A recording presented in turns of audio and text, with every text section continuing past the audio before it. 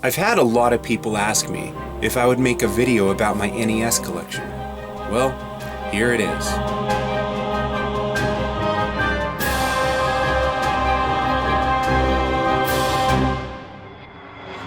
At this point, I own everything I ever played as a kid.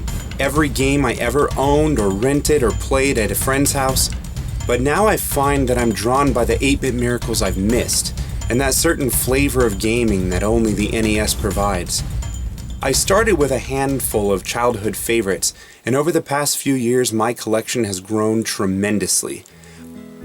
Some of my most cherished memories involve the NES, sharing punch-out codes on the playground, receiving games for birthdays and Christmas, starting Nintendo clubs, and of course, playing games.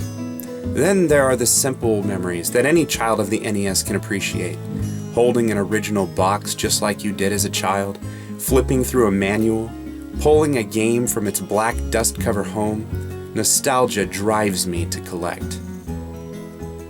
Of course, the NES library is full of classic games like The Legend of Zelda, Contra, Punch-Out, and the Super Mario Bros. Series, but some of my favorite games are less well known. Games like Zexus, which is really two games in one as it expertly ping-pongs between platforming and shoot-'em-up stages.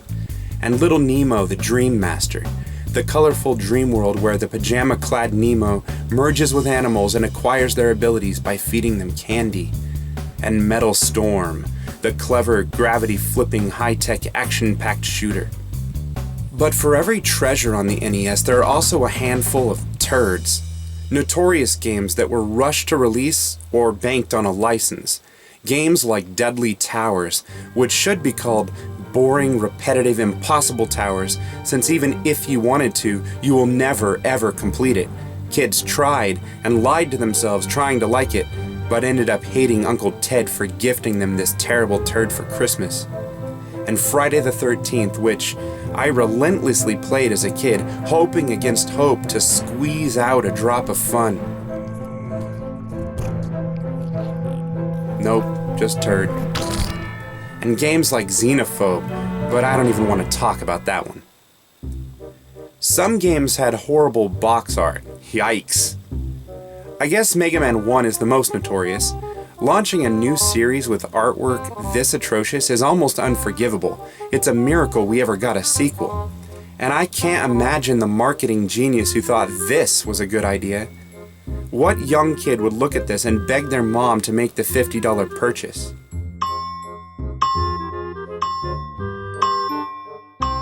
And what's with the alphabet?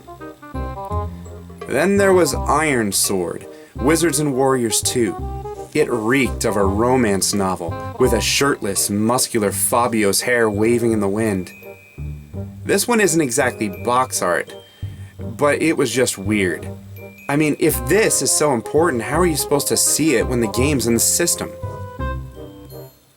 I don't expect to ever own any ultra-rare games like the Panesian games, the crappy multi-cart compilations, or anything with the words events or championships, and if I ever find one of these games I'll probably sell it and buy a new car. Most of the rare games I do own were purchased at amazingly low prices. Games like Gemfire, Gargoyles Quest 2, North and South, and Donkey Kong Jr. Math, which may or may not be the greatest games on Earth, but I bought them together for only $24. Or DuckTales 2, which is rare and quite fun. I resisted buying it for several years and finally stumbled upon it for $5 at a swap meet. Other rare and uncommon games like Tengen Tetris, Scat, and Rescue Rangers 2 are esteemed so highly that I ended up buying them outright, and I'm glad I did. Every system's library drips with unique gaming trends that were popular during that system's lifespan. The NES is no exception. For many, the NES is closely linked to Capcom's Disney games, as they were guaranteed gaming gold. Other trends include light gun games and educational games. Of course, the NES also has its peculiarities. The games, for example, came in a wide variety of shapes and colors. These unlicensed games, which never got Nintendo's official seal of approval, add a unique charm to collecting for the NES. Most of them are turdy, but some of them are fantastic, and I'm glad to have them. With over 700 titles in the NES's library, some of them were bound to get strange names. Kid Nicky Radical Ninja, Crash and the Boys Street Challenge, Starship Hector, okay, and who knew that islands had adventures? Then there's this. Why?